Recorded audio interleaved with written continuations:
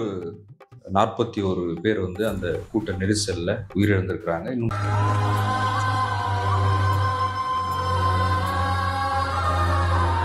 நீங்க ஒரு முகநூல்ல ஒரு பதிவு போடுறீங்க. இந்த வஞ்சகத்தை விஜய் எதிர்பார்த்திருக்க மாட்டார், சுயநலவாதிகள் இதை செய்துட்டாங்க அப்படின்னு சொல்றீங்க. இந்த விஷயம் வெளியே தெரிஞ்சா என் பதவி ஒரே அடியா போயிடியா.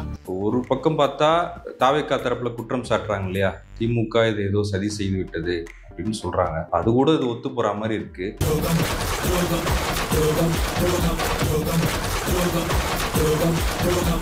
விஜய்க்கு ஆதரவாக அந்த பதிவு இருக்குதோ அப்படின்னு சொல்றாங்க. எப்படி பாக்குறீங்க? அந்த பதிவு விஜய்க்கு ஆதரவா தான் சார் இருக்கு.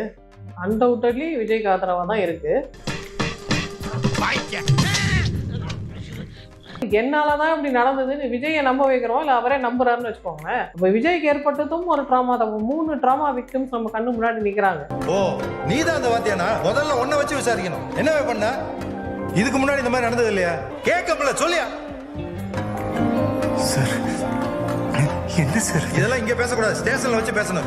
முதல்ல இந்த வண்டியில எடுத்துங்க. எங்களை